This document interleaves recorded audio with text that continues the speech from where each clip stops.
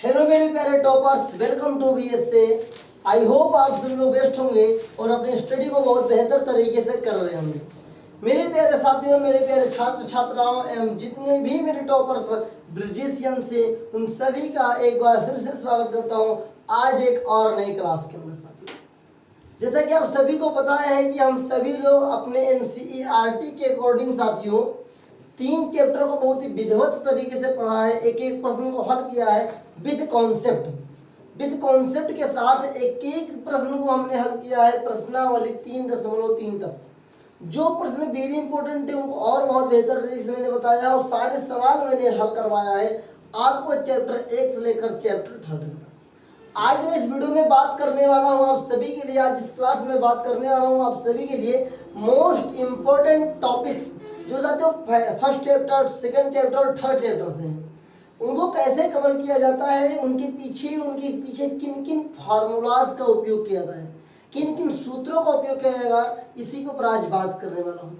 आज बेसिकली बात हम लोग करेंगे चैप्टर फर्स्ट के बारे में, चैप्टर सेकंड के बारे में और चैप्टर थर्ड के बारे में, मोस्ट इंपोर्टेंट फार्मूलाज के बारे में, उनका यूज कैसे करेंगे, एग्जाम्पल थ्रू के मैं आपको बताने की कोशिश करूंगा।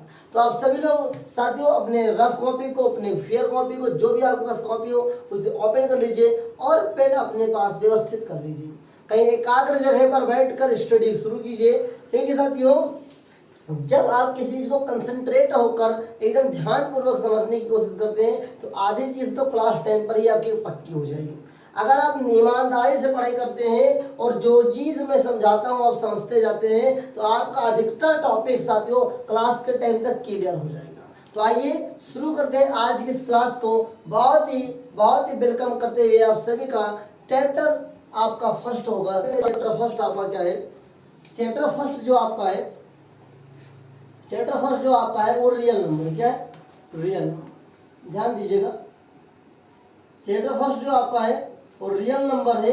हिंदी वाले डालिए वास्तविक संख्याएं। क्या है? और हिंदी मीडियम में याद रखेंगे वास्तविक संख्याएं। चैप्टर फर्स्ट जो है आपका रियल नंबर है। जैसे मैं फ्लो चार्ट बनाता जाऊंगा आप बनाते जाएंगे, आपको ज्यादा समझ में आएगा।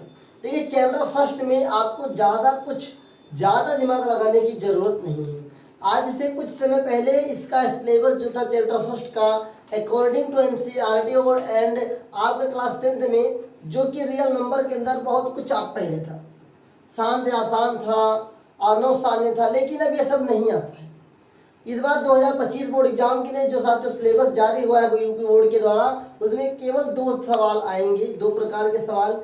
एक एचसीएफ और एलसीएम बेस्ड सवाल रहेंगे। एक सवाल आता है साथियों अपरिमेय संख्या को सिद्ध करने के लिए। एक सवाल कैसा आता है? एक सवाल आएगा आपका कि एचसीएफ और एलसीएम बेस पे सवाल आएगा। दूसरा सवाल जो आता है साथियों वो आपका आता है अपरिमेय संख्या को सिद्ध करने के लिए। देखिए जो एचसीएफ और एलसीएम का अप्रोच होता है, इसमें जो फार्मूलाज यूज होते हैं वो क्या होते हैं। तो मान लेते हैं कि एक सूत्र, कॉमन सूत्र याद रखिए, A into B equal to HCF into LCM. ये आपका बेसिक फार्मूला है। अब इससे हम कैसे फार्मूला मेक करते हैं ध्यान दीजिएगा। आप देखिए ए अगर आपको ज्ञात करना है तो बी इधर ट्रांसफर हो जाएगा, तो फार्मूला बनेगा एचसीएफ गुणे एलसीएम अपान बी। अब मान लेते हैं बेसिकली हमें बी ज्ञात करना है, जब आपको बी ज्ञात करना है तो ए इसके नीचे चला जाएगा और फार्मूला बन जाएगा एचसीएफ गुणे एलसीएम अपान क्या जाएगा ए इक्वल टू बी। आप ऐसे भी फार्मूला का लिख सकते हैं या बी पहले करके बी बराबर एचसीएफ गुणे एलसीएम अपान ए भी लिख सकते हैं। मान लेते अगर आपको ज्ञात करना है एचसीएफ तो क्या हो जाएगा, एलसीएम इधर भाग आएगा तो एचसीएफ इक्वल टू हो जाएगा आपका ए इंटू बी अपान एलसीएम।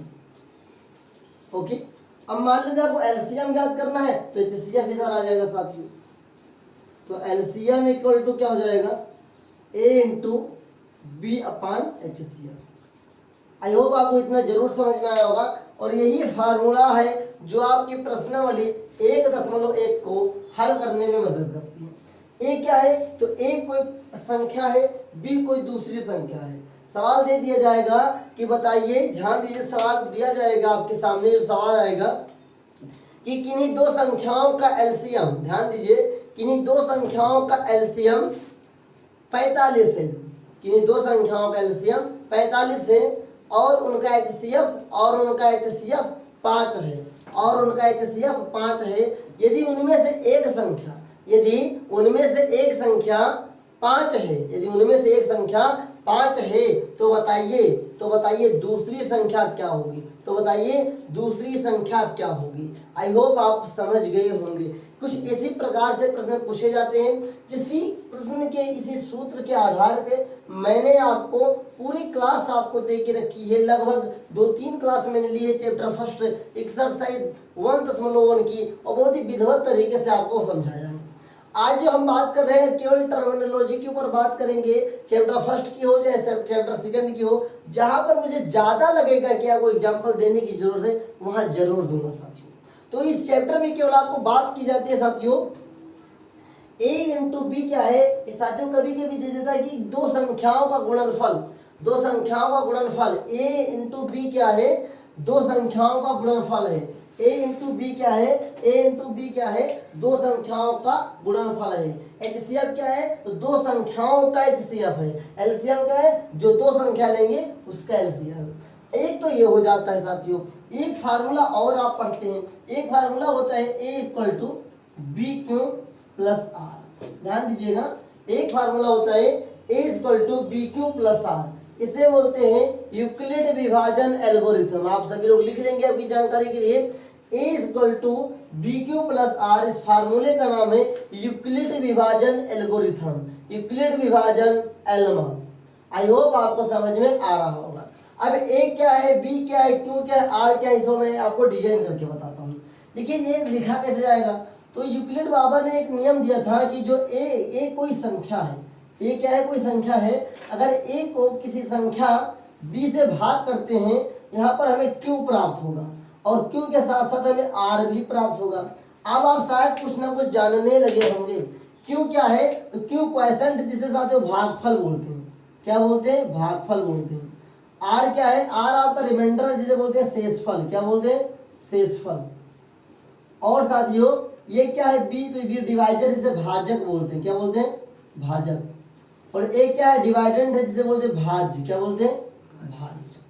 आई होप आपको समझ में आया होगा। यूक्लिड बाबा ने इस एल्गोरिथम को दिया था, यूक्लिड ने दिया था इस नियम को कि साथियों a equal to B Q plus R. इसका मतलब क्या हुआ कि यदि हमारे पास कोई एक ऐसी संख्या है, यदि एक ऐसी कोई संख्या a है, अगर उसको हम b से भाग करते हैं तो हमें भागफल भी प्राप्त होगा और r मतलब शेषफल भी प्राप्त होता है, चाहे वो 0 प्राप्त हो चाहे वो 1 प्राप्त हो। इसी को बोलते हैं यूक्लिड विभाजन एल्गोरिथम। इसका उपयोग भी आप सीख लीजिए, लेकिन याद रखिए इस बार 2025 बोर्ड एग्जाम में इस पर आधारित प्रश्न ना के बराबर आने के चांसेस हैं, क्योंकि ये आपके साथियों आपके सिलेबस से हटा दिया गया। एक तो ये हो गया। दूसरा एक और याद रख लीजिए, ये आपके काम का है। एक होता है विरोधाभास प्रमेय। विरोधाभास प्रमेय, विरोधाभास प्रमेय का मतलब होता है विरोध करने वाला प्रमेय। विरोधाभास प्रमेय का मतलब होता है विरोध करने वाला प्रमेय। मान लेते हैं साथियों सवाल पूछा जाएगा, ध्यान दीजिए। सवाल यहाँ पे लिखा हुआ है आपके सामने कि 5 प्लस अंडर रूट 2 को सिद्ध कीजिए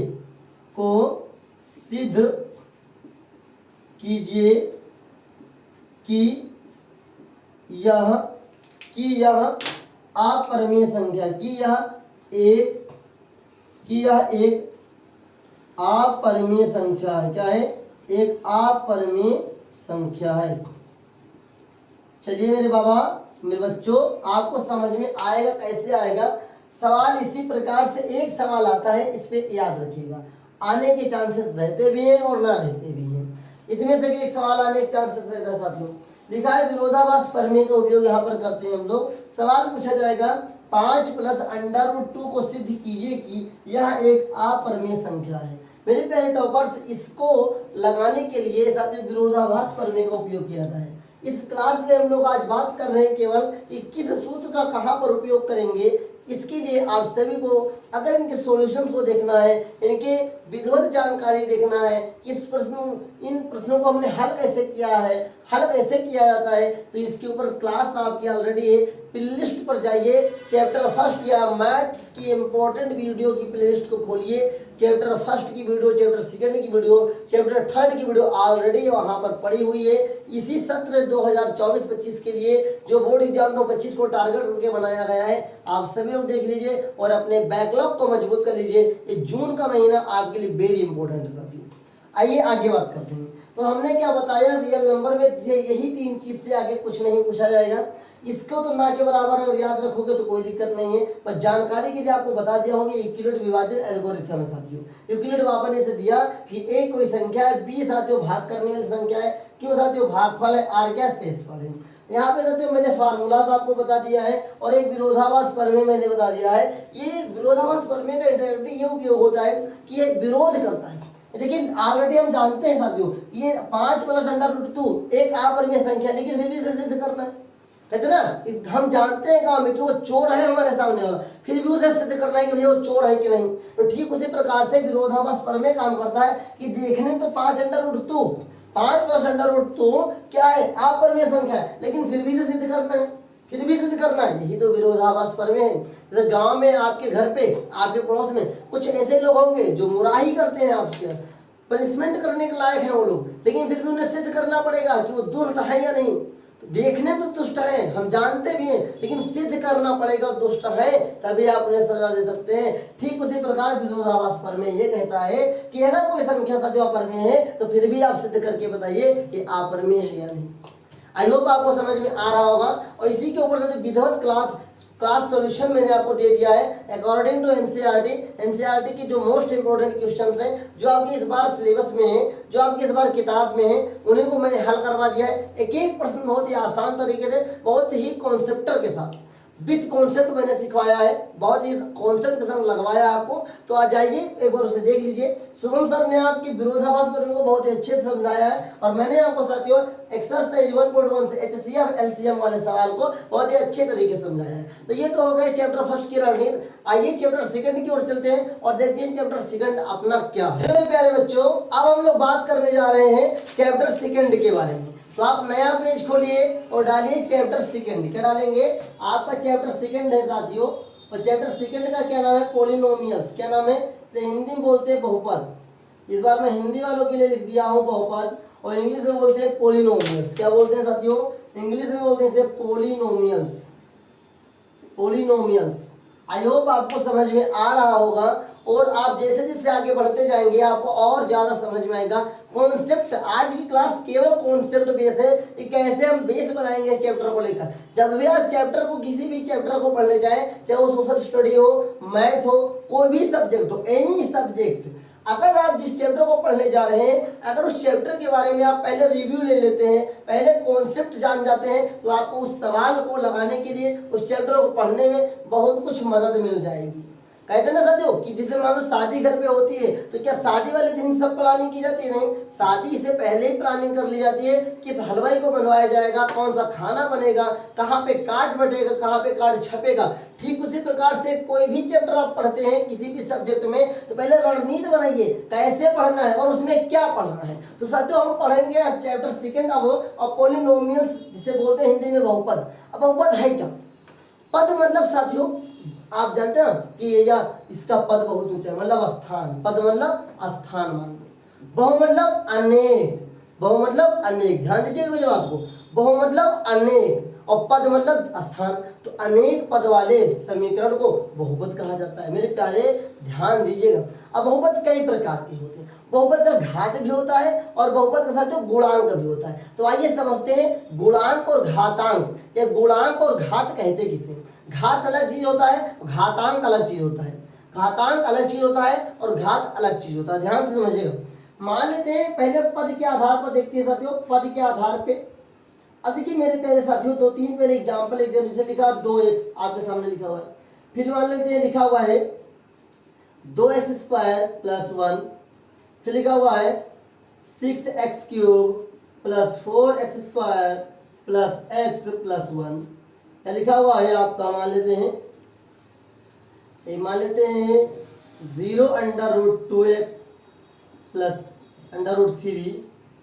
इसे तमाम जो भी आपका लिखा हुआ है, तो यहाँ कुछ समझने की कोशिश करिएगा, जो मैं समझाने की कोशिश करूँगा आप सभी के साथ। इसको हटा ही देते हैं, आप इतना समझिए क्योंकि आप सिलेबस में इतना चल जाएगा आपका काम। यही मुझे जो समझाना है वही मैं आपको समझा दूंगा।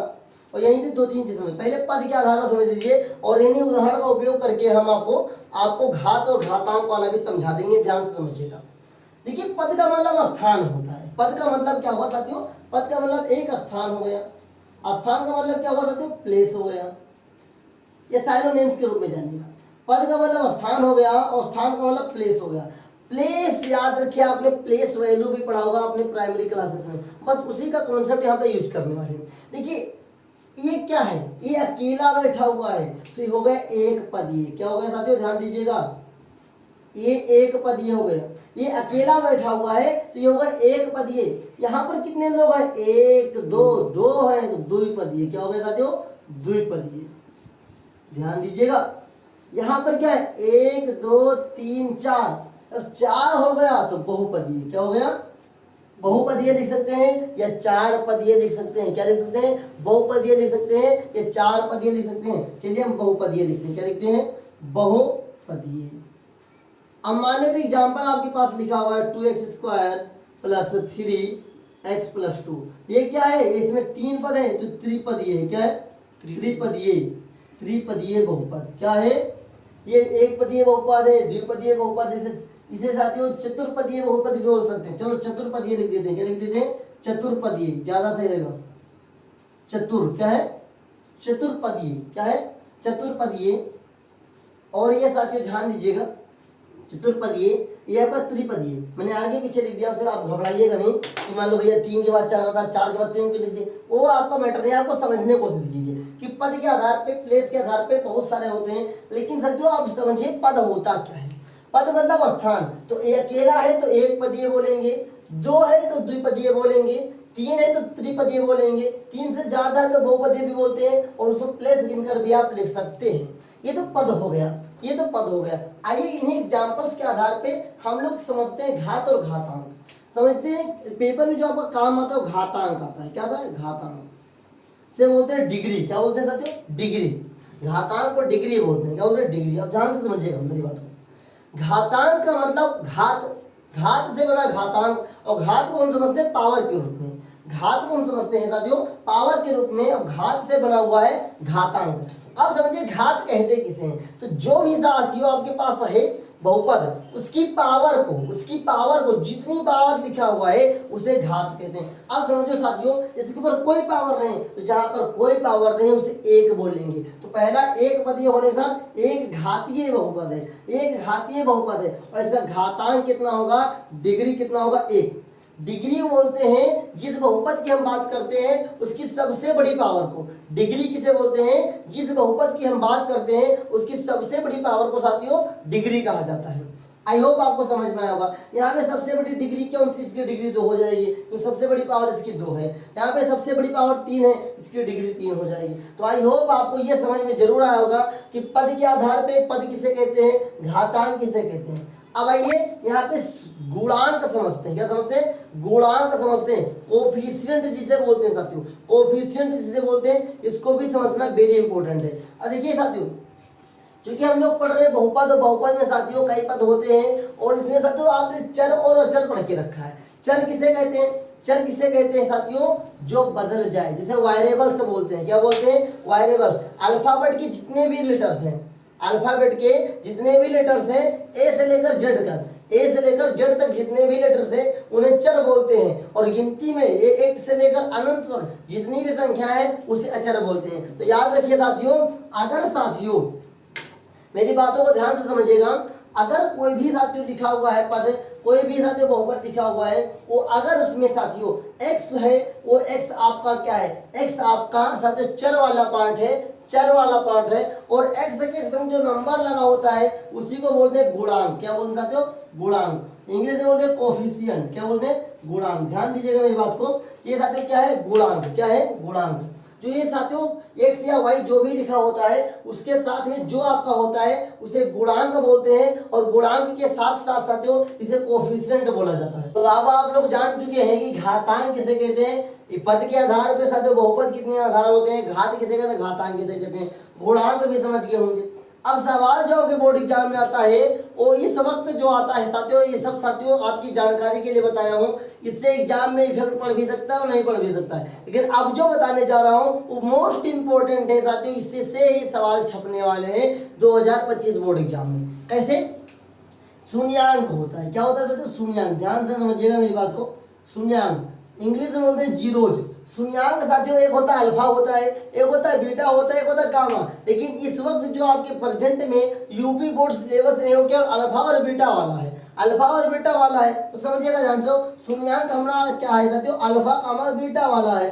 इस बार बोर्ड एग्जाम में शून्यांक निकाला कैसे जाता है उसके बारे में पहले हम बात करते हैं। तो मान लेते हैं एग्जाम्पल के तौर पर हम लेते हैं साथियों, यहीं से सारे सवाल हम हल करने की कोशिश करेंगे। हम लेते हैं आपके पास में एग्जाम्पल, आपके पास में ले लेते हैं कि मान लेते हैं 4s² माइनस 4s+1, और ये आपके साथियों बुक का ही सवाल है, लिखा हुआ है 4s² माइनस 4s+1। पहले मैं इसी सवाल से ये सिखाने की कोशिश करूंगा शून्यांक कैसे निकाला जाता है, फिर उसके बाद मैं आपको सिखाऊंगा कि शून्यांक का उपयोग कैसे करते हैं। हम सभी लोग शून्यांकों का योगफल कैसे निकालते हैं और शून्यांकों का गुणनफल कैसे निकालते हैं, और उसके ऊपर सूत्र भी बताऊंगा। तो आप लोग साथियों धैर्य बनाए रखें। जब भी आप शून्यांक निकालना हो, सबसे पहले जो लास्ट वाला टर्म है साथियों, पहले आपको गुणनखंड करना होगा। आप लोग मेरे अनुसार क्लास 9 में गुणनखंड सीखे होंगे साथियों। जो लास्ट वाला ये संख्या होता है, इस लास्ट वाली संख्या से गुणा करो, तो लिखा है 4 × 1 कितना हो जाएगा, 4 हो जाएगा। अब इस 4 का जो फैक्टर करना है, इस 4 के बराबर करना है, और चिन्ह कौन सा लेंगे, चिन्ह हमेशा हम ये वाला लेते हैं, इसके दाईं ओर वाला साथियों, इस संख्या के दाईं ओर वाला लेते हैं। इस संख्या के दाईं ओर क्या है, प्लस है, मतलब कि इस 4 का ऐसा जो खंड करेंगे, ऐसा फैक्टर करेंगे कि जोड़ने पर 4 आए और गुणा करने पर भी 4 आए, जोड़ने पर भी 4 आए और गुणा करने पर भी 4 है। तो आओ गुणनखंड करते हैं मेरे शेरों। 4 का गुणनखंड करेंगे, 2 दूनी 4, 2 1 कम 2, देखो 2 2 भी 4 हो जाएगा, 2 दूनी भी 4 हो जाएगा। इसका मतलब क्या हुआ कि अगर 2 को 2 से गुणा करेंगे तो 4 हो जाएगा, अगर 2 को 2 से गुणा करेंगे तो 4 हो जाएगा, और 2 को 2 में जोड़ेंगे तो 4 हो जाएगा। मैं ऐसा करता हूँ, आपको कुछ ना कुछ जरूर समझ में आएगा। सबसे पहले क्या करना है, लास्ट वाले को लास्ट वाले से साथ मल्टीप्लाई करना है, फिर देखना है बीच वाले के बराबर लेकर आना है। प्लस लगा है तो जोड़ने पर आंसर आना चाहिए, माइनस लगा तो घटाने पर आना चाहिए। तो प्लस लगा था तो जोड़ने पर साथियों 4 आए और गुणा करने पर भी 4 आए। तो देखिए कैसे, तो 4s² माइनस, इसके जगह ब्रैकेट में लिखेंगे 2 + 2s+1। अब इस पूरे प्लेस को हम लोग मान लेंगे 0 के बराबर, आप लिख लीजिएगा 0 के बराबर मान लीजिएगा। अब देखिए 4s² माइनस 2 1 कम 2s plus minus minus 2s+1 = 0। अब मेरे प्यारे साथियों, आपने प्राइमरी क्लासेस में मतलब क्लास 9 में पढ़ा होगा मेरे हिसाब से कि जोड़ा बनाना। अब इस जोड़े में कॉमन लिया जाएगा, कॉमन मतलब उभयनिष्ठ, और उभयनिष्ठ उन्हीं संख्याओं का लेते हैं जो दोनों के पास हो। तो पहले तो यस है, तो पहले यस दोनों में कॉमन ले लो। संख्या की बात करें तो 4 के पहाड़ 2 तो नहीं आ सकता है, लेकिन 2 के पहाड़ 4 आ जाएगा, तो 2 कॉमन ले लो साथियों। अब देखिए 2 के पहाड़ 4 कब आएगा, 2 दूनी 4 आएगा, माइनस, लेकिन पूरा ये कॉमन हो गया तो 2 1 कम 2 बचेगा। चलिए यहाँ पर माइनस कॉमन लेंगे। अब बताओ 2 और 1 में क्या कॉमन है, तो 2 और 1 में केवल 1 कॉमन है, क्योंकि 1 के पहाड़ में 2 भी आएगा और 1 के पहाड़ में 1 भी आएगा। तो आइए जहां पर कुछ ना कॉमन हो वहां पर 1 कॉमन ले लीजिएगा। तो हम यहाँ पर 1 कॉमन ले लेते हैं, ब्रैकेट लगाते हैं, 1 दूना 2s और 1 1 कम प्लस माइनस माइनस 1 = 0। यहाँ समझने वाली बात है, ध्यान से समझिएगा। अब जो साथियों बाहर वाला है उसको एक बार एक ब्रैकेट में रखते हैं, मतलब कि 2s-1 और एक ब्रैकेट में साथियों जो कॉमन हो चुका है ये वाला 2s-1 = 0। इसका मतलब क्या हुआ कि 2s-1 = 0 एक बार होगा, एक बार भी होगा 2s-1 = 0। अब ये माइनस हो जाएगा तो प्लस में हो जाएगा, तो 2s = हो जाएगा 1 और s बराबर हो जाएगा 1/2। आइए आगे देखते हैं, ये क्या है, 2s = 1 हो जाएगा और s = 1/2, तो इसे बोलते हैं साथियों अल्फा। पहला जो आपका मान होता है, पहला शून्यांक जो होता है वो होता है अल्फा का, और ये होता है साथियों बीटा का। आई होप आपको समझ में आया होगा अल्फा और बीटा का अप्रोच। पहला कैसा होता है, अल्फा होता है, दूसरा कैसा होता है, बीटा होता है। तो इस प्रकार से हम शून्यांक निकालते हैं, इस प्रकार से शून्यांक निकालते हैं। आइए शून्यांक पर आधारित कुछ साथियों सूत्र मैं आपको बता दें, और उसको हम लोग यहाँ से यूज करके भी आपको बताऊंगा। एक आता है शून्यांकों का योगफल, सूत्र लिखिएगा आप सभी लोग। पहला सूत्र लिखिए शून्यांकों का योगफल, पहला सूत्र लिखिए शून्यांकों का योगफल। शून्यांकों का योगफल का सूत्र जो होता है साथियों, ये होता है अल्फा प्लस बीटा। ये सूत्र जो होता है साथियों, ये होता है आपका alpha plus beta equal to minus B बटा ए, माइनस बी बटा ए। दूसरा सूत्र लिखिए आप सभी लोग शून्यांकों का गुणनफल, शून्यांकों का गुणनफल। इसका सूत्र क्या होता है, इसका सूत्र होता है साथियों alpha beta equal to C upon A, alpha beta equal to C upon A. मैंने सूत्र क्या बताया, शून्यांकों का योग, योग मतलब योगफल भी ले सकते हैं, योग भी सही है, बराबर अल्फा प्लस बीटा बराबर माइनस बी अपान ए सूत्र होता है। शून्यांकों का गुणनफल बराबर सूत्र होता है अल्फा बीटा बराबर सी बटा ए। एक सूत्र और लिखिए बहुपद का निर्माण, क्या लिखिए, बहुपद का निर्माण या बहुपद बनाना, बहुपद का निर्माण का सूत्र लिख लीजिए। क्या है, बहुपद का निर्माण कैसे बनाया जाता है, किस सूत्र का उपयोग करेंगे और कैसे बनेगा, बहुत आसान सा सूत्र बताऊंगा। सूत्र लिख लीजिए आप सभी लोग, एक्स स्क्वायर माइनस ब्रैकेट में alpha plus beta x plus alpha beta और इक्वल टू 0 मानेंगे। आंसर जब अप्रोच में लास्ट में लिखेंगे तो केवल इतना ही आंसर है, और 0 इसलिए लगाया जाता है कि अगर कोई साथियों आपका बटे में आ जाए, कोई भिन्न में आ जाए, तो इसको हम वहां से अप्रोच लगा सकते हैं, इस 0 को माना जाता है। मेनली जो आपका सूत्र होता है वो सूत्र आपका यही मेन सूत्र है, क्या है, एक्स स्क्वायर माइनस ब्रैकेट में alpha plus beta bracket one x plus alpha beta. तो मैंने आपको 3 सूत्र बताया है, और याद रखिए मेरे प्यारे बच्चों, बहुपद चैप्टर सेकंड में पॉलिनोमियल्स में वर्तमान समय में इन्हीं 3 सूत्रों का हम लोग उपयोग करने वाले हैं। शून्यांकों का योगफल का सूत्र होता है अल्फा प्लस बीटा बराबर माइनस बी अपान ए। शून्यांकों का गुणनफल का सूत्र होता है अल्फा बीटा बराबर सी अपान ए। बहुपद के निर्माण का सूत्र होता है X square minus alpha plus beta X plus alpha beta equal to 0। I hope आपको समझ में आया होगा। और आइए अब हम लोग आपको एक थोड़ा सा और सीख, यहीं पे सवाल समझाता हूं मैं कि हम लोग इसका उपयोग कैसे करेंगे, ये ए और बी सी का मान आएगा कहाँ से। तो आइए इसी एग्जाम्पल से मैं समझाता हूँ। पहला वाला आपका ए होगा, तो यहाँ से ए का मान कितना है साथियों, 4 है। दूसरा वाला बी होगा, बी का मान कितना है साथियों, माइनस चिन्ह जरूर लेंगे तो -4 हो जाएगा। सी का मान कितना है, सी का मान यहाँ पर 1 है। ये आपका ए बी सी का मान हो गया। अब आइए अगर आपको पूछ लिया जाए कि इस आपके पास कोई बहुपद दे जाए या आपके पास कोई समीकरण दे दिया जाए, बताइए इस बहुपद के शून्यांकों का योगफल क्या होगा। तो शून्यांकों का योगफल अगर निकालना है तो मेरे भाई अल्फा प्लस बीटा निकालना है, इक्वल टू कितना होगा, माइनस बी बटा ए। मेरे प्यारे बच्चों ध्यान दीजिएगा। अब साथियों बी का मान कितना है, -4 है, तो -4, ए का मान साथियों 4। अब मेरे प्यारे बच्चों ध्यान दीजिए, माइनस माइनस प्लस मतलब कि 4/4, और 4 से 4 कटेगा बराबर 1।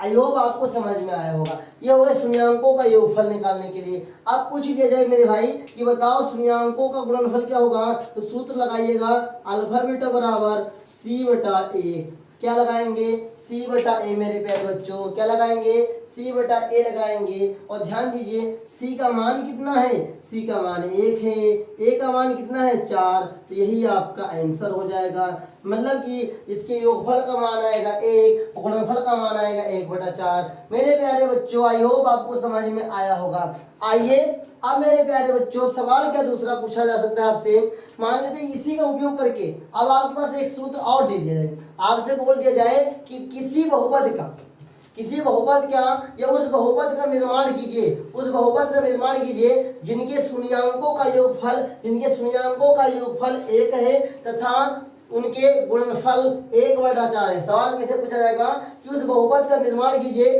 जिनके शून्यांकों का योगफल 1 है कामा उनका शून्यांकों का गुणनफल 1/4 है। आइए इन्हीं का उपयोग करके हम बहुपद निर्माण करेंगे और आंसर आपका यही आएगा। आइए कैसे ध्यान देखिए, सबसे पहले ये अल्फा प्लस बीटा का मान कितना आया है, 1 आया है, और अल्फा बीटा का मान कितना है, 1/4 आया है। तो क्यों ना हम इसी को यहाँ पर पुट कर देंगे और आइए यहाँ पर अपना काम भी बन जाएगा। तो जब भी आपको इस प्रकार का सवाल आएगा, इस सारे सवाल मैंने आपको ऑलरेडी हल करवा दिया है। ये सारे सवाल एक्सरसाइज 2.2 में मिलेंगे।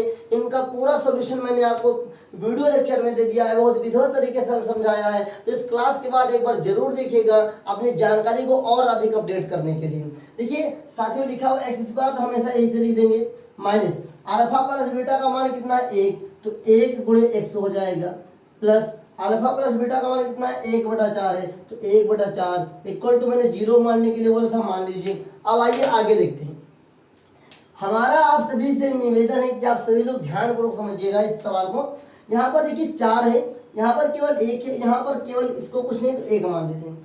क्या आप लोगों ने भिन्न के सवाल को देखा है, समझा है कि जब साथियों प्लस माइनस लगा होगा बीच में और भिन्न के सवाल में जब तक हर बराबर नहीं होगा न उसे आप जोड़ सकते हैं न घटा सकते हैं। तो क्यों ना इसको हम जोड़ के इस हिसाब से इसका साथियों एलसीएम ले लें। क्या ले लें? तो जब इसका एलसीएम लेंगे तो इसके नीचे 1 मान लो, इसके नीचे 1 मान लो।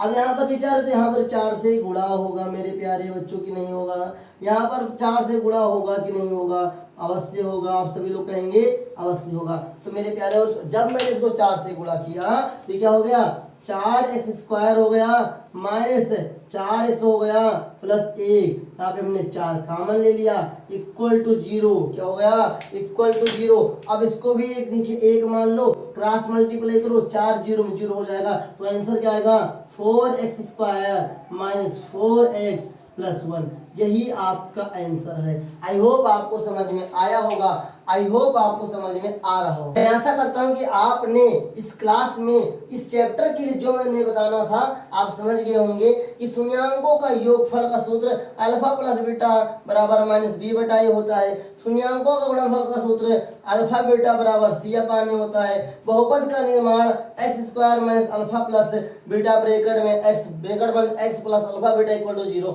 इस सभी मैंने आपको समझा दिया है और इन सभी पर एक ही सवाल लेकर मैंने तीनों को समझा दिया है। तीनों कैसे निकाले जाते हैं, तीनों का निर्माण कैसे किया जाता है, और इसको अच्छी तरीके से और सवाल प्रैक्टिस करने के लिए साथियों प्रश्नावली 2.2 प्रश्नावली 2.2 का फुल वीडियो वॉच कर लीजिए, जो मैंने बहुत विधिवत तरीके से आपको समझाया है। आपको प्रैक्टिस हो जाएगी, आप ज्यादा जानकारी इकट्ठा कर लेंगे। तो अभी तक हम लोग पूर्ण कर चुके हैं चैप्टर फर्स्ट को विधिवत तरीके से, चैप्टर सेकंड को विधिवत तरीके से। आइए चैप्टर थर्ड की ओर चलते हैं और देखते हैं हमें क्या सीखना है चैप्टर थर्ड में और कैसे क्या होता है। आइए आगे बढ़ते हैं। मेरे प्यारे टॉपर्स, मेरे प्यारे बच्चों, अगर अभी तक आप लोगों ने बहुत अच्छी तरीके से देखा है तो जो अब होने जा रहा है बहुत ही अलग है, बहुत ही अलग है, बहुत ही बेहतर तरीके से समझना है इसे भी।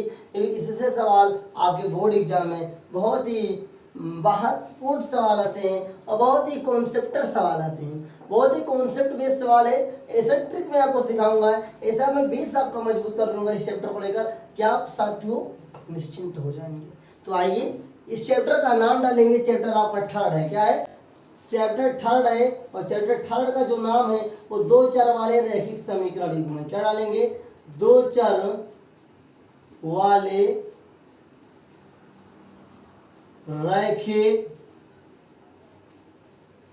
समीकरण युग्म। क्या है? 2 चर वाले रैखिक समीकरण युग्म, इंग्लिश में बोलते हैं linear equation in 2 variables. English वाले लिख सकते हैं कि लीनियर इक्वेशन इन 2 वेरिएबल्स, 2 चर वाले रैखिक समीकरण युग्म। ध्यान से समझना है, बहुत अच्छी तरीके से समझना है। अभी तक आप लोग समझते आएंगे बहुपद या को समझते आएंगे चर चर। अब देखिए इसी का उपयोग हम लोग यहाँ पर करने वाले हैं। पहले हम शब्द को समझते हैं कि साथियों यहाँ पर यह रैखिक समीकरण युग्म का मतलब क्या हुआ और यहाँ पर इस 2 चर का मतलब क्या हुआ, इसको समझ लेंगे तो आसान हो जाएगा।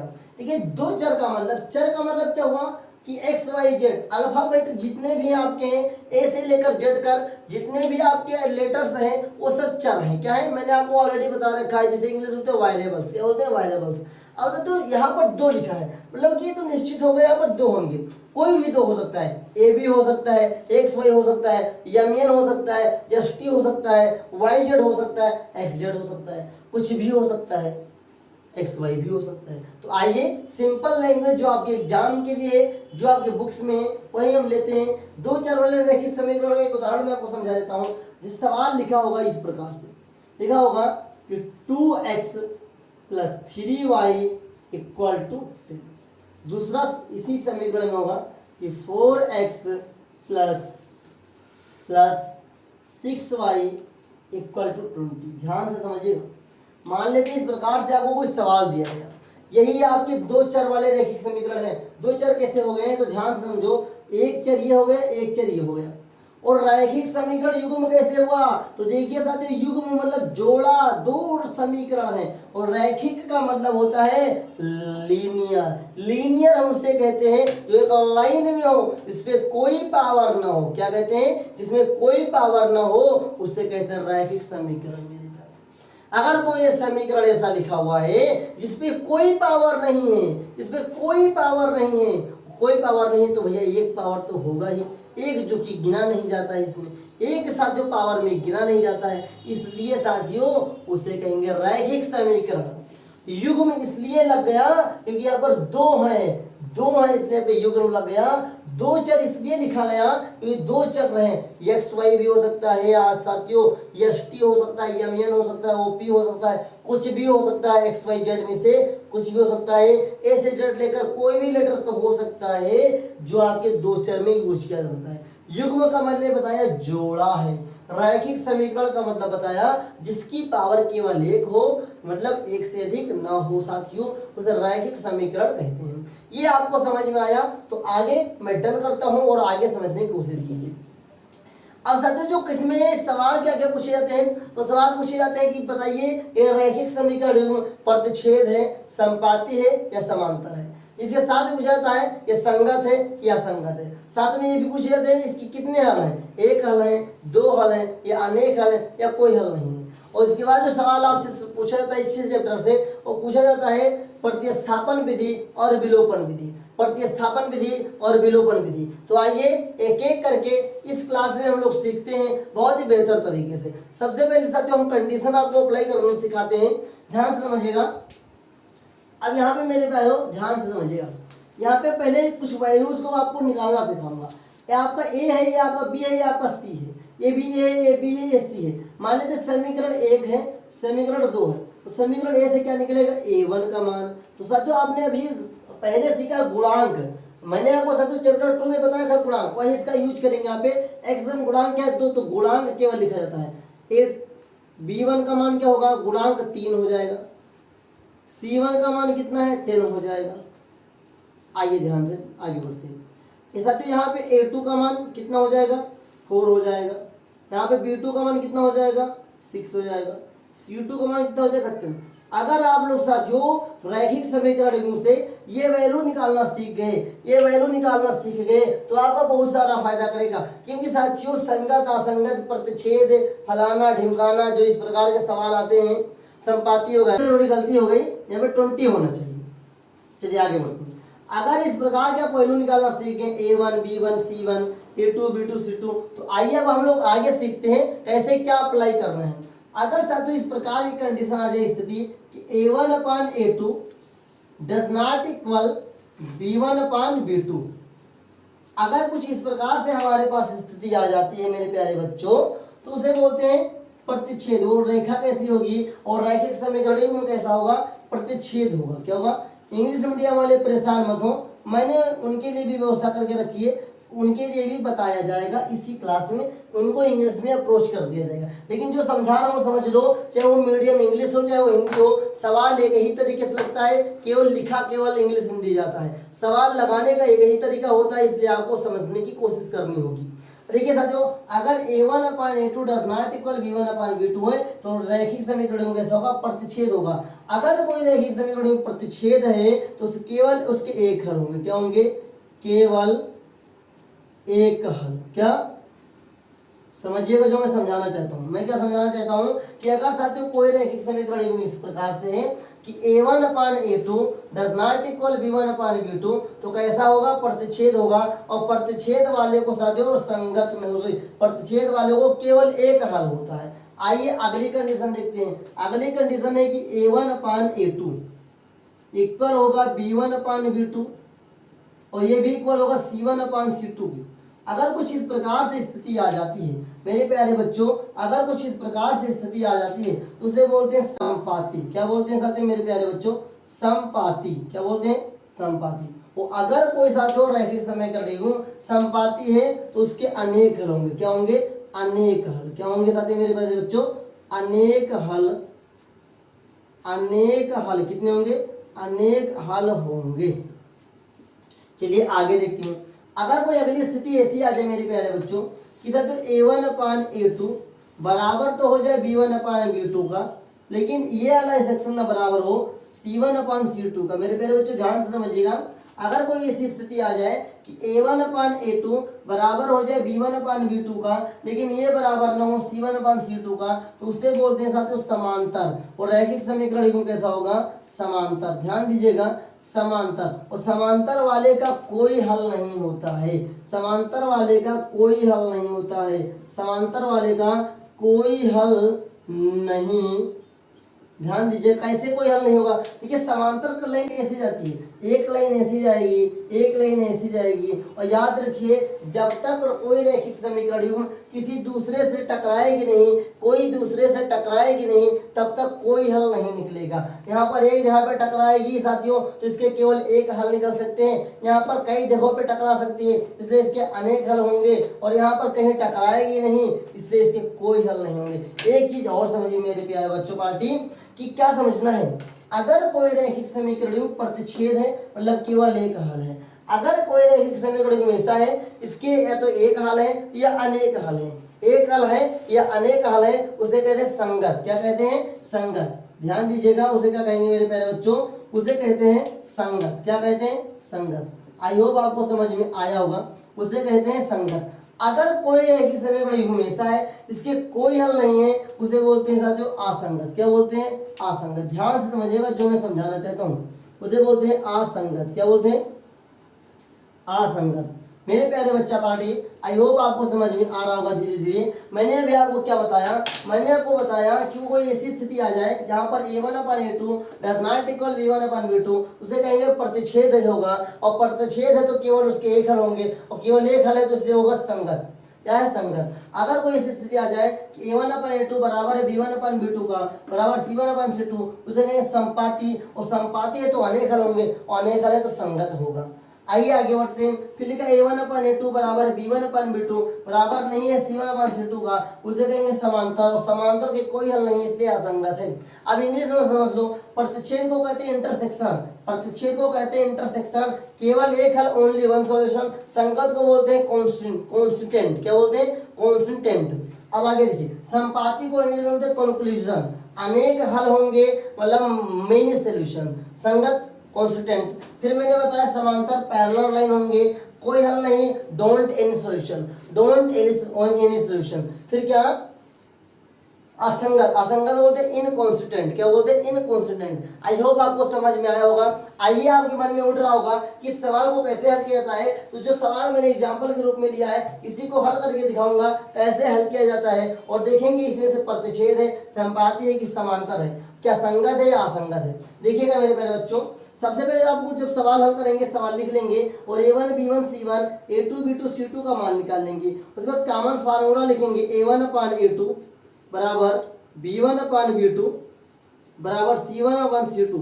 ये कॉमन जनरल फार्मूला है, आपको इसी फार्मूले का यूज करना है हर सवाल में। जब वहां पर ये साथियों प्रतिच्छेद, संपाती, समांतर या संगत असंगत पूछ ले।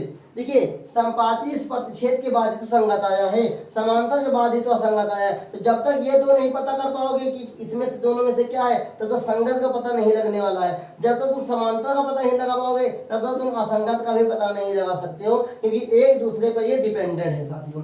अब आइए यहाँ पर सबकी वैल्यू को पुट करते हैं। A1 का मान कितना है? 2, A2 का मान 4 बराबर B1 का मान 3 बराबर 6 बराबर C1 का मान 10 C2 का मान 20।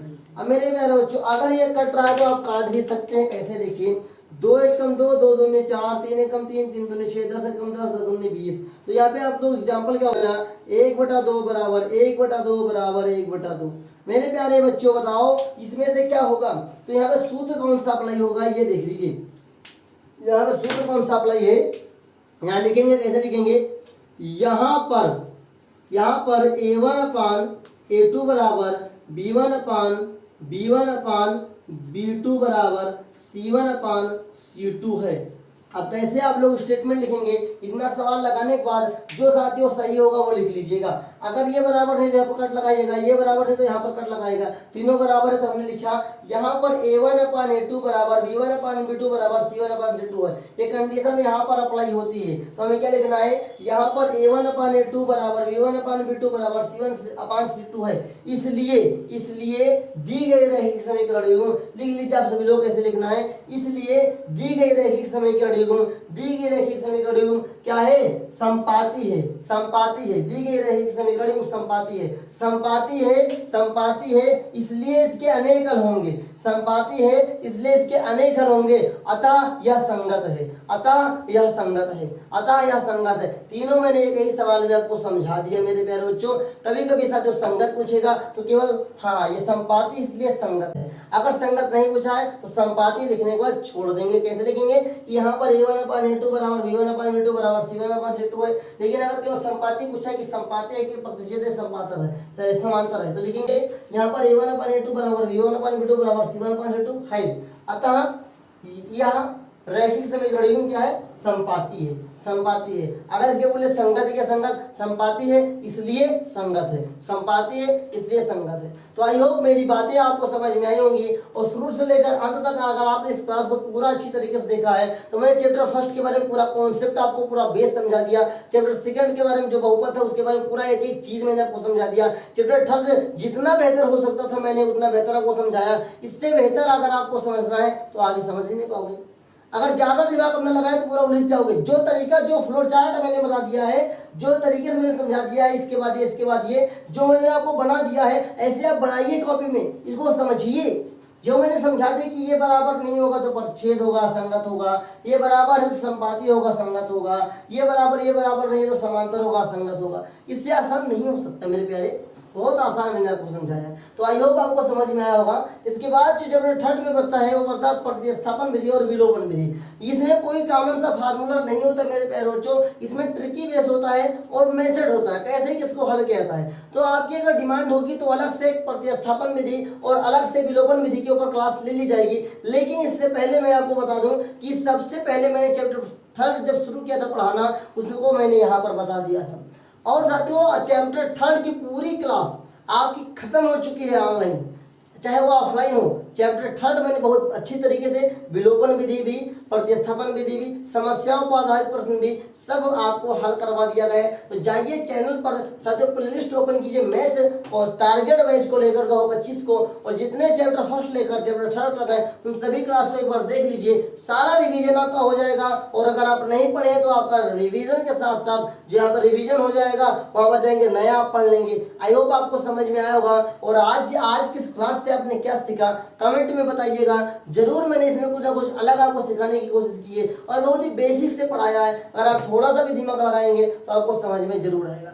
आई होप आपने नोट्स बनाया होगा। साथ में अगर आपको और अच्छी समझना है इस क्लास को दोबारा देख लीजिए, और अच्छी समझ में आएगा। इसके बाद जो आपने सीखा इसके ऊपर प्रैक्टिस कीजिए, इसके ऊपर जितना ज्यादा आप सवाल लगाएंगे उतने ज्यादा आपको समझ में आएगा। तो आई होप आपको मेरी बातें समझ में होंगी और जो मैंने तरीका बताया इसको आप अप्लाई करेंगे अपनी पढ़ाई को लेकर के और आगे बढ़ेंगे। आज के लिए इतना ही। सीखते रहिए स्टडी विद ब्रिजेश सर के संग, मुस्कुराते रहिए ब्रिजेश सर के संग, और मिलेंगे नेक्स्ट क्लास में। तब तक के लिए जय हिंद, वंदे मातरम। साथ